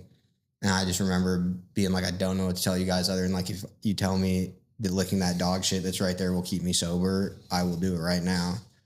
And it took me another 2 months of, like, staying in hotels, having, at this point, like, I'm unemployable. I can't make enough money anymore. I'm like, wait, everything's just so far out of control now. Like, all I can do is I'm getting dope sick if I don't use in 2 hours. Yep. So, like, all I can do is get loaded all day and just try to somehow make as much money as possible to keep this going. But, like, I don't have a car anymore. I'm not employable. I can't afford to, like, live anywhere anymore. Girls aren't talking to me. My friends are not talking to me. And so, like, for two months, I got a tweaker girl dropping me off at AA meetings and picking me up after them and taking me back to the hotel. And, like, I don't know how you go from, like, that to like, not thinking about getting loaded. Mm-hmm. So what do you do? I mean, you have your 2 months, and then where's your moment? Yeah, Marshall. One of them. So at that first meeting, I didn't ask Marshall to sponsor me, but he just told me, he's like, I'm not going to sponsor you, but this dude is. And he introduced me to my first sponsor. And the funny thing is, like, so I talked to him like on a probably everyday basis this whole time that I couldn't get sober.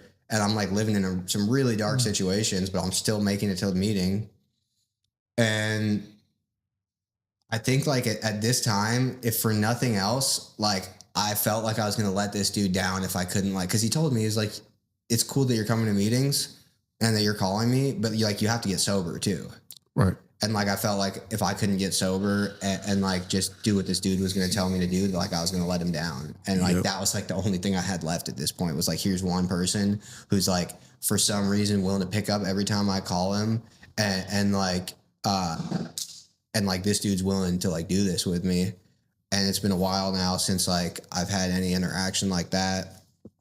So yeah, I mean, the last time I've tried to kick open a hotel room a bunch of times. It never worked. This last time I kicked open a hotel room smoking meth, lied to my sponsor and told him that I had gotten sober. A week later, I'm like, yo, dude, actually, I lied to you. I just got sober because I kept smoking meth for a week. And he's like, well, if you can tell me that, like, I can work with you.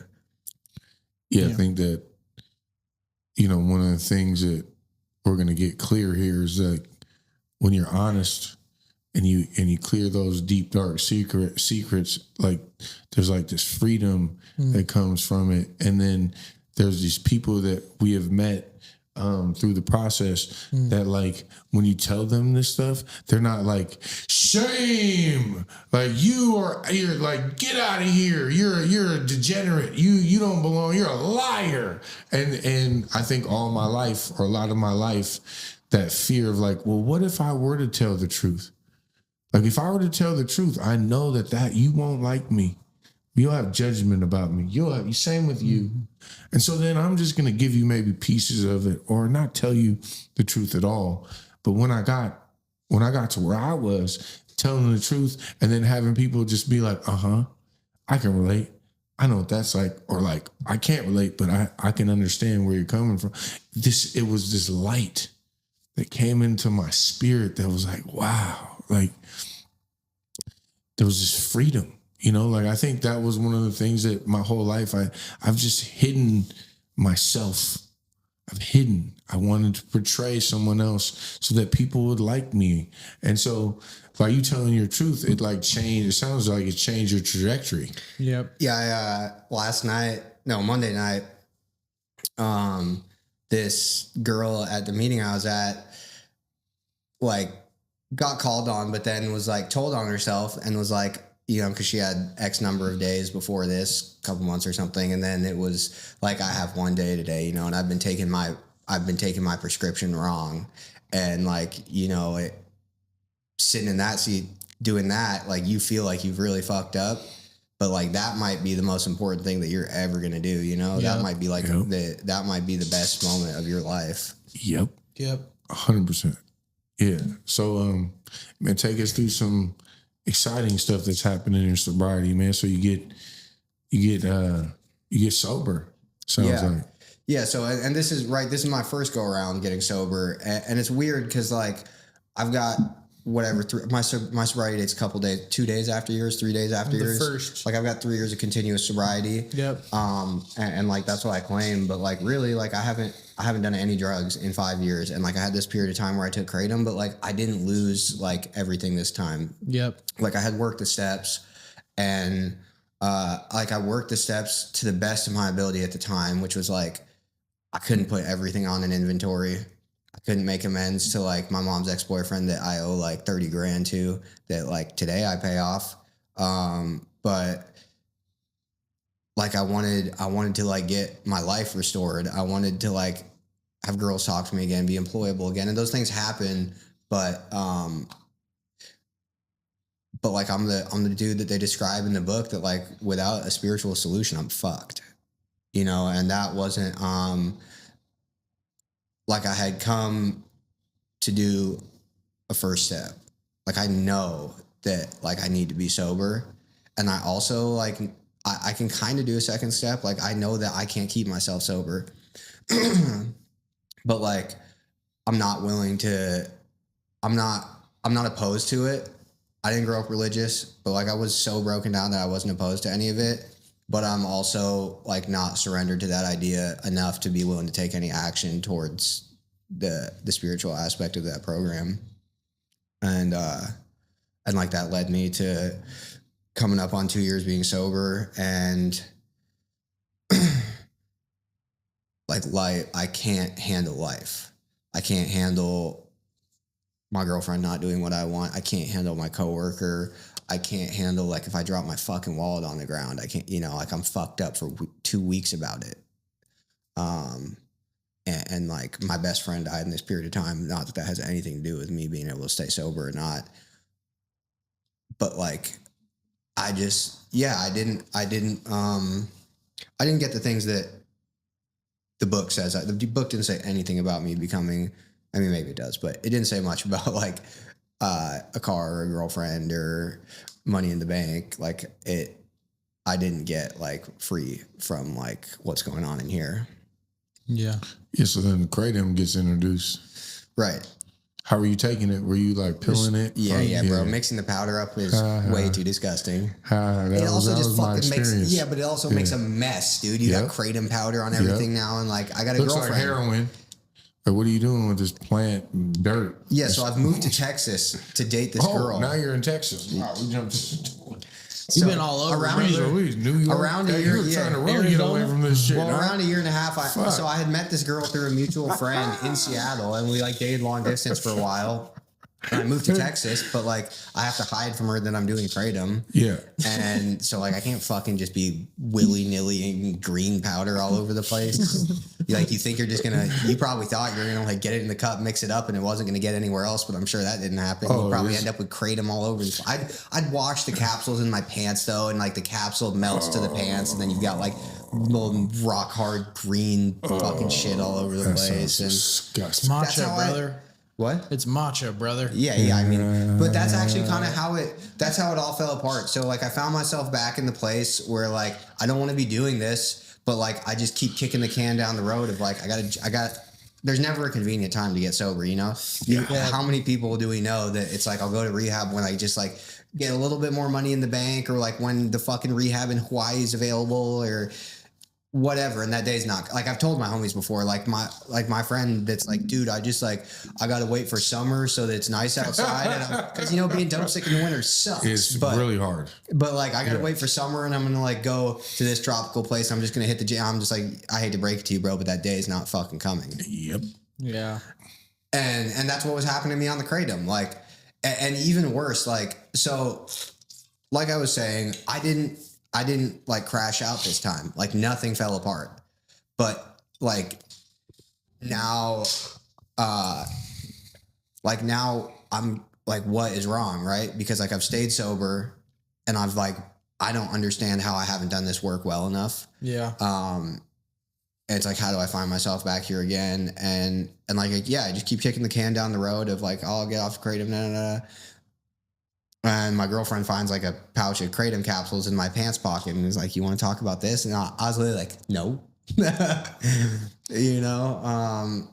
and then I probably gave her some like lame ass excuses about why I was doing kratom. But I told her that like, all right, in 2 weeks, I will quit on the weekend. I'll take a couple days off work. And that happened. And like, it's a mild opiate withdrawal, and it's like uncomfortable, but and that's like my sobriety date today. It's like 4th of July weekend. I like kicked the kratom, and on the last thing I did though was like a few days into kicking the kratom, I was like really uncomfortable and kind of like losing it. And my girlfriend had gone out of town, and I'm just like by myself going crazy in the house. My fucking back hurts hella bad. I'm hella anxious. I'm not sleeping because I got restless legs. I mean, that shit is the restless legs is the worst part to me. Yeah, same here. Where it's just like if I don't move, it like feels like there's a fucking lizard in my muscle. Ants. Yep. Yeah. Ants. Yeah. And so I decided like, fuck it, I'm restarting my date anyway. Like I had the idea that like I just kick kratom and not tell anybody. But I'd come to the conclusion that like I needed to restart my date if I like had any chance of possibly staying sober. And so then I was like, well, I'd go get a fucking beer at the store. I go get like a White Claw juicer, pound it in my car, immediately throw it from the carbonation, just like all over my dashboard. And that's the day after that is my sobriety date now. Yeah. So what does your sobriety look like today? What you doing? I was just talking to somebody about this last night. Like I was able to, I've never told everything to one person. But I was able to put some more things on an inventory, and I've been able to tell everything to somebody. And like that's maybe not the way it's laid out in the book, but like I would say that like if you got something that like you're just not gonna tell this person, go find someone else to tell it to at least, you know. And so I was able to get more honest. This time it was like.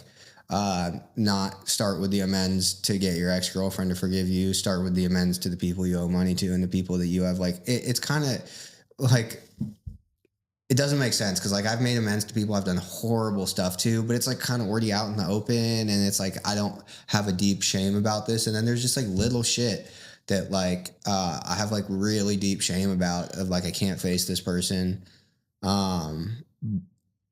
I have an amends left to make to my dad.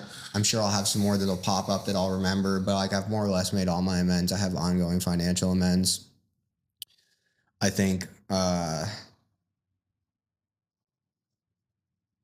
it's kind of been like so I basically had this second surrender, right? Where like I've stayed sober and I've known that like I have to be sober. Now I know that like, and like it tells us in the book that, like I have to be convinced that any life run on self-will can hardly be a success. Mm-hmm. And like I've done that because I just like drove myself fucking crazy sober trying to run my life. And then I think like the lead up to like having that kind of first spiritual moment in my life was like I started just like taking little directions of stuff that like didn't make sense to me at all. How it was like when I call my sponsor and I tell him that like I've gone through my girlfriend's text messages and it's driving me fucking crazy and I can't trust her. And he's like, did you read 86 to 88? Have you called somebody else and asked them how their day was? And I'm just like, dude, what the fuck does calling somebody else to ask them how their day was have to do with the fact that my girlfriend is a bitch, you know? You guys can maybe edit that one out. I don't know. But it's okay. No, I mean, this is the truth of like when you get a solution that is not what you want to hear. Yeah. And it's what people have been doing for a long time to get outside of self, because all of a sudden we're just we're thinking we're running the show, and somebody tells us to like, hey, go call somebody else, see how they're doing it. And all you want to do is just say, you know what, fuck you, man. Yeah. You know, you're not giving me a solution. Because, see, a lot of times people expect a person that you call and you're like, yeah, man, I'm this is what happened. This is what am I supposed to do? Mm-hmm. And you wait. And you're like, let's hear it. Okay. So, because I'm pretty sure you're going to tell me to like, you know, break up with her or like, you know, go find another girlfriend or what, give me what man, listen, man, you are telling me to go read a book and call somebody else and see how they're doing. Hey, man. And I guarantee you there are millions of people that have heard that and said, I'm out of here, man. Yeah. This sober thing might not be for me because you're not solving my problems. And I expect you to solve my problems. Mm-hmm. And I definitely want to, and if you're not going to solve my problems, I'm going to try to find somebody that's going to tell me what I need to hear to then go do. Yep. And the problem is that like, that's not what this is about, at least for where we're at. Mm-hmm. It's like being told to do something that takes away from the spiritual component. You know, my sponsor talks about going and getting quiet. I'm not going to tell you what you need to be doing. Right. You need to go sit your ass at the park and get quiet with your higher power and chill out and hear what you might need to be doing. And then you call me. Yeah, that's how my sponsorship goes. It's like, you know, I call my sponsor with a girl problem and he's like, let me know when you figure it out. Yeah. You know? But I mean, we were talking about this on the phone earlier and like, I'm sure you probably have this experience more than I do, being that you work with young kids. But like we were talking about how like I got a sponsor who calls me and like asks me what a solution is to this problem he has. And I'm on the other side of the coin now, where I'm telling you, like, look, bro, I'm not qualified to give you advice on this. And I know this isn't what you want to hear. And I'm sure you don't understand how it's going to work, but like, finish writing your inventory. Because that's the only thing I know ever worked for me. Yeah. You know, and it's like the fucking cool part about it is like, I didn't have to know it was going to work or believe it was going to work, or like I just like, somehow I had gained the willingness to like to do just enough of what my sponsor told me, to read 86 and 88, to go call another alcoholic, I mean, a lot of times it was just like, dude, just like fucking do nothing, you know, crazy. And that's still what I'm working on today. Like, I'm in another program today doing some other work, and like, come to find out that like a lot of times when I'm all twisted up, if I can like somehow find the strength to do nothing, it's not even a problem tomorrow. And I haven't fucking torn shit up. Yep. You know? It's crazy you say that, because like, oh, go ahead. I'm just sitting here listening to us talk about this in like appreciation that like fentanyl, Roxy's, Oxys, and we're sitting here talking about helping people. Like, that's so crazy to me, right? Yeah. And who, see, this is the part though. It's like, who would have thought that was a solution? Because when we're in the middle of it, you're like, dog, shut up. Yeah. I need the help, man. Yeah. I am dying. I am falling apart. And you're sitting here like, well, now it's like a little trick, right? It was the trick. The biggest trick in the book is like, oh, hold up. You go ask somebody else how they're doing, and then that takes you outside of self. It's the weirdest thing, and we sit here and do it all the time. Yep. Like, that's our solution. Yep. When we're tied up, we're knotted up. Like, so I celebrated 6 years last week. 6 years last week, right? Come on. So birthday brothers. Yeah, and we're gonna tell this story. And Fredo, we're getting close to like closing this down. And but listen to this though. So I celebrate 6 years, and last year the way that I celebrated it was I rented a Cybertruck for like a week and a half. You and the renting electric cars, dude. So just wait. We got a big story to tell. Try renting something with an internal combustion engine. Here we go. So hey, just chill, man. Just chill. We had one outside. I own one. It's cool. But watch. What I'm saying is this: is like, so I rent the Cybertruck. My ego's feeling it. Like, I'm driving by, my son's like leaning out the window. He's loving life. He's like, yeah, this is the coolest thing. And video games are on the screen. And okay, all right, that was year 5. So year 6, I'm like, yeah, I don't want a Cybertruck to rent. I want something different. I want the Hummer. I want the EV electric Hummer. Yeah. Bro. So I want the EV Hummer. That's what I want. Because see, as a kid, this is what I'm going to tell you. As a kid, I've seen the combustible engines. I've seen the loud pipes. I've seen the strong cars. But you know what I haven't seen is an RC car for me that I can drive. Okay? So you can have that. So I go to the Turo. I get on the Turo app. I finally find somebody who just bought a Hummer, and it's now on Turo, and I book it for the week of my birthday. I go get it first day. I mean, to me, it is one of the best vehicles I've ever driven. But what happens is that my son loves it. I'm loving it. It has Texas license plates. So like driving around Seattle, and to add on to the Texas license plates, it's like U.S. Army Texas license plates. So like cats in Seattle don't have the balls to either pull up on me funny or say something about it, right? And so my ego is building, and I'm having these feelings of like, I think that I'm gonna try to get it. I'm looking up the prices for the EV Hummer, and people have warned me. They're like, Pete, you know you shouldn't be doing that. Like, I suggest you don't do that. Rent a Hummer for a week. And you know what? Like, I'm one of the guys that like tries to touch. Like, I got to touch the fire to learn that it's hot. And so my therapist says, Pete, do you know how vampires get into your house? And I was like, no. The front door. Well, that's a good one. You have to invite vampires in. Yeah. And then they get to stay. Yeah. And so I invited a vampire in. That vampire was my ego. It was your EV Hummer. Yeah. And it came up and it sat in the living room. And, you know, what's dope is like that shit had removable rooftop. Like wait, so did you buy the Hummer? So no, I rented it for the week and a half, right? Because like I've been taught that a car is a liability. Okay. I need to confirm. I don't need to buy a $90,000 car. I just need to touch it. I need to see it. I need to feel it. I need to see if it's all everything that they say about it is true. Yep. And so here I am dipping it around, and the next thing you know, I'm sitting here like, I really enjoy my life without this thing. That part. I really enjoy my life with the things that I have at home.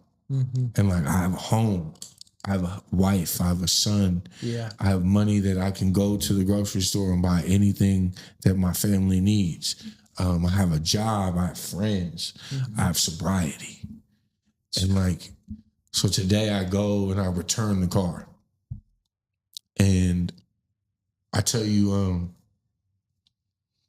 once I dropped that thing off and I got back to my house and there was a story in between it, but I get back to my house and I get in my car that I own, that have no payments on it, that it has a V8 engine that dips at faster than the Hummer does.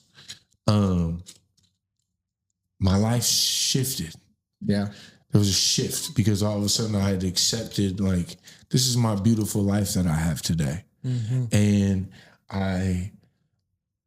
things started to happen spiritually that I wasn't prepared for in a good way. And I was depressed. I had been depressed the last couple of days. Just like, you know, like, why don't I have a mansion? Why don't I have a EV Hummer? Why don't I have a 7 Series Beamer? Like, why I'm not me? Why? And we're getting to the place where it's like, well, why doesn't your self-will get the fuck out of here? And why don't you go check on people and see how they're doing and see how that works? Because right now I'm over here boo-hooing about what I ain't got. And yeah, it was cool to have that experience, but I'm not sure if next year I'll be doing that again, just because it separated me from the whole, from the group. It was fun, but there was a consequence to it. And so then today, man, what's exciting is like the first day out of that Hummer, I get to hang out with you guys and like do my regular life. And it's really good. Yeah. My regular life, my life is really good. Now, going back to this part though, that's like, there's not a lot of drama in it. Mm-hmm. And so like, I'm used to drama and like, I don't have it today. And it's really uncomfortable. And it's a shame that like I've spent a lot of my life having like looking for that really high of goodness and that really low of like shame and guilt. And I lived there. And I never became comfortable with serenity. And I found myself in the last few days being comfortable in it, uncomfortably, but noticing it. And so, do you have that today? Do you have peace? Yeah, I mean, I can see you like almost tearing up over there, you know, and like that happens to me today. I remember people telling me, you hear people say that like, oh, here we, you know, we laugh at the failures and cry at the successes, and that sounds crazy, but like that's how it is for me today. You know, I listen to speaker tapes. I fucking cry in AA meetings. I like try to hold it in, and my fucking girlfriend's sitting there like giving me a hard time about it, and it's just like I've talked to my sponsor about this, that like kind of in the same way that I like don't know how to describe what it feels like to go like as low as drugs and alcohol took me. Mm-hmm. Like I don't know how to describe what it feels like to come back from that. And like, it's not like I got back what I had, because like what I had really wasn't all that great before the drugs and the alcohol, you know? Like I got something totally different. And I mean, like, I guess it's funny because I think the best I can do at describing it, which kind of paints a picture of like what I didn't have before, is that like I think it might just be gratitude, you know, like because I don't like I could call it relief, like this overwhelming sense of relief, but I think I think there's some gratitude mixed in there, or maybe it's just gratitude. I'm not sure because that's not like something I'm too familiar with feeling, or like it, I don't even know if it's like I'm in it. I don't know. Like this just like I'm okay. What we were talking about earlier. Like I got nothing in my body now, and I'm okay. Yep. And like I've had those. Mine's definitely not got anything to do with the EV, but I've had those moments where like I've had one going through a breakup. Where when I was leaving Texas, breaking up with this girl, I had to live with her for 2 months after we broke up because I had work to wrap up. And it was like, it ended up being a really terrible situation. But like through all of it, I was fine. And I remember she came home from work one day and she was crying. And I was sitting there and I didn't really realize I was smiling at her when she walked through and was crying. She was like, "What the fuck is wrong with you?" And I was like, I don't know how to tell you that, like, because I just was waiting for that other shoe to drop of like, this is top of the list of things I can't handle. And like the other shoe just wasn't dropping. And I don't know how to explain to you what it is like for like a dude like me to go through something like this and be okay. It's my first experience. Like I didn't know that was possible. The same way I didn't know it was possible to not obsess about a drink or a drug. And there's like some of the most like relief and gratitude I've ever felt going through something that on the surface is like the thing I want to go through the least on this earth. Mm-hmm. Yeah. I mean, my past behavior would have shown you that I would go buy an EV today. Like my past behavior I was going to move some money around and take money from my 401k and pop that. And today I got back in my car and I was excited, you know? And I think I was talking to my wife about it. It's like gratitude, man. Like people do gratitude lists but like the more we're removed from that last drink or drug, sometimes like life can take over and like, it's almost like we forget what it used to be like, or like the basics were of like what a gratitude list looked like when we were first coming up. Because like, dog, when you think back about it, it's like, man, where we are today versus where we came from, it's night and day. And so, I don't know, I can get caught up in like, well, why isn't this like as popular as Joe Rogan's podcast? Why is it? What's going on? Why? Well, you know what though? The whole point of this podcast was to help somebody else. There are people that have just messaged in or saw me at Costco and their tears are coming out. Thank you for what you do. And like, your story is gonna help so many people because like I feel like we're in the opiate epidemic. The fentanyl is just rampant. It's here, and like we have an opportunity you had an opportunity tonight to tell your story. And like, there's so many people I feel like just like you that I hope they get to see this and like, be touched by it because like I'd never sat down with you to hear your story. I didn't even know, like you had said, I don't think I even heard you share in the meeting maybe. But